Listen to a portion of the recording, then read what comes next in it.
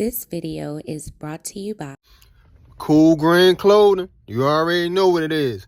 We done gone worldwide and we coming straight out of Baltimore. Go online right now at coolgreenclothing.com and I assure you, you'll find something on the website right now just for you. Oh yeah, and by the way, if you ain't cool and getting the green, you're in the way. And that's just basic. What's going on, YouTube fam? It's your boy Tony 2 times, and we back with another episode of the Baltimore Way, man. Before I start, be sure to tap that like button. It's free. It helps get the video out there.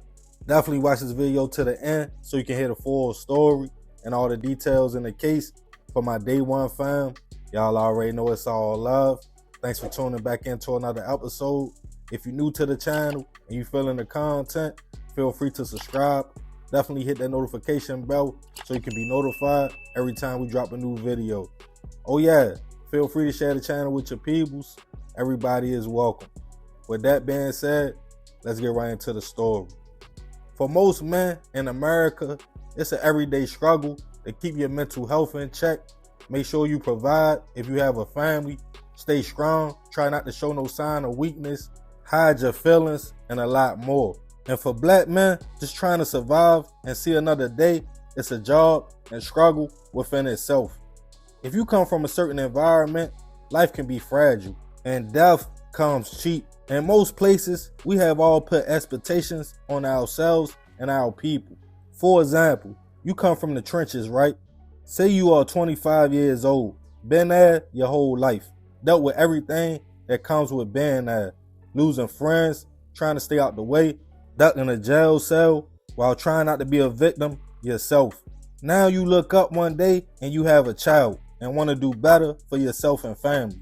You go get a job and decide, I want to move out to somewhere a little safer to raise my baby. Now just that fast, you could be considered a sucker, sellout, scared, not real because you left the same environment that brought you so much emotional trauma and pain. And a lot of us either stick around or come back so much just to show we still can or we are connected to the people.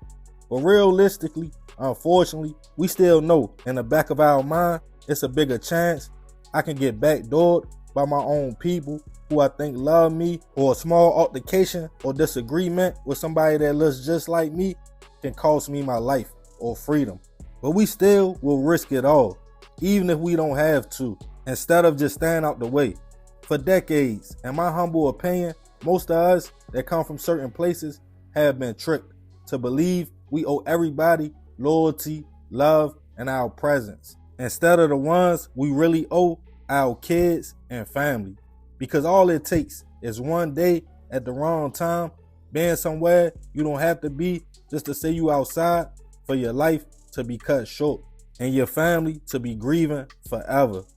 And on this episode of the Baltimore Way, we'll be discussing the case of a man who hunted another man down and took his life on a crowded Baltimore block. Back in 2024, 28-year-old Eugene Fitzgerald was navigating life in Baltimore.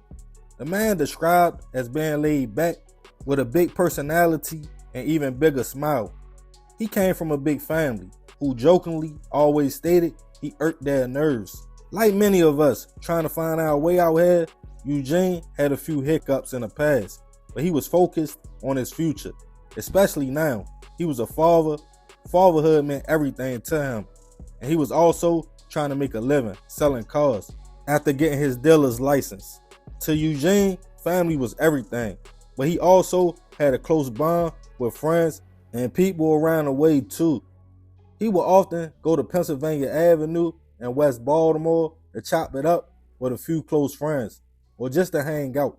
Another man who also came through on a regular was 34-year-old Tony Dukes. Tony had a rough past filled with trauma from childhood, which went on into his teen and adult years, landing him in and out of Baltimore jails and Maryland state prisons. Stated to have a little bit of a temper problem and easily triggered, somewhere in the mix, Tony and Eugene would cross paths. And whatever happened between the two men left Tony feeling some kind of way. On a spring day, March 26, 2024, Eugene was standing outside in front of the Penn Mart on Pennsylvania Avenue. It was after 4 p.m., so the block was crowded. When out of nowhere, multiple shots went off, leaving people running and ducking for cover. BPD was called to the location to find Eugene suffering from multiple gunshot wounds, and unfortunately, he wouldn't survive his injuries. Even though the block was busy, most people either didn't want to talk to police or they claimed they didn't know what happened or see anything. BPD soon started an investigation and offered a cash reward for any information leading to an arrest, but nobody came forward. Only thing they could count on was technology, with cameras all in the area. They were able to get a description of the shooter, what he was wearing that day, and follow a trail. They saw a man wearing the clothes the shooter was stated to have on. It seemed the man was standing and lurking by the store just minutes before the shooting. They tracked this location all through the city, before and after the incident. It showed the suspect traveling from Rogers Station to Lexington Market, then his last stop was Upton Station, with his face as clear as day in the footage. After the shooting, the same man could be seen bopping fast and heading back the same way he came. Police familiar with the suspect, the man was soon identified as Tony. A few weeks after the incident, he was tracked down, taken into custody, as police determined he either got a call that Eugene was on the block or he actually stalked the man, followed Eugene until he hit the block, then ambushed him. He was charged with first-degree hit and being a felon in possession of a firearm. As Eugene's family was left to grieve, the man who many said didn't make any enemies and most people took a liking to, it was more questions than answers on what the beef was about. While in custody, Tony's mental health came into question. He was supposed to be evaluated. He never confirmed or denied if he was the person in the video, but with technology, he couldn't say much. As the case made its way to trial, prosecutors painted a picture of a disagreement between two men that led to one tracking the other down, taking his life in broad daylight on a crowded block, putting everybody in danger with no regard for human life. Tony's attorney tried to fight back, claiming his client had a rough upbringing, struggled with his mental health, and never learned to control his feelings or emotions. They confirmed he was the man in the video, even though he never confessed to being the actual shooter. A jury found Tony guilty on all charges. At sentencing, the courtroom was filled with Eugene's family and tensions were high. Tony's attorney asked the judge to be lenient and stated he never received his psych evaluation.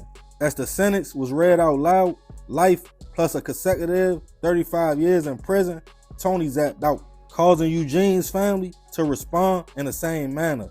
And the back and forth started with one of Eugene's family members threatening to take Tony's mother's life. So the family were ejected from the courtroom. Tony was as well, with a fresh life sentence. Rest in peace to Eugene. I send my prayers and condolences to his family. He wasn't even 30 yet. Life gone. Even worse, he was a dad. So now somebody has to grow up knowing this happened to their father.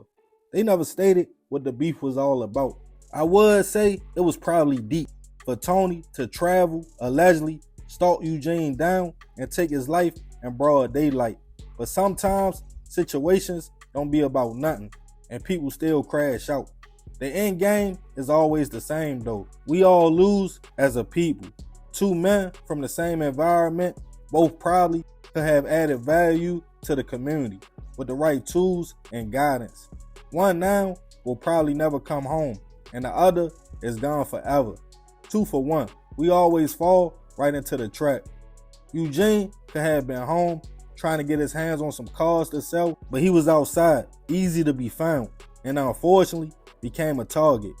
I know in a lot of our minds, we feel like no matter what, we will always be 100 with our peoples. Come around the way, post up, rather just to say we can or to feel validation. I fought with that for years, especially when I first left Baltimore. I kept going back home until I realized the reason I left in the first place was to get myself together and build a better life. Not saying you can't do that in a city, but it depends on the person.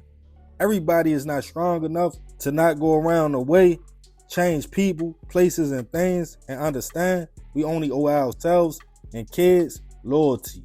Nobody else. If most men understood that and let their ego and pride go, the graveyard and presence would be way less full. But instead, we pride ourselves in knocking each other off if we feel disrespected, or being able to say you can stand on the block. For what? Just so the same story can repeat itself over and over again. But hey, that's the Baltimore way.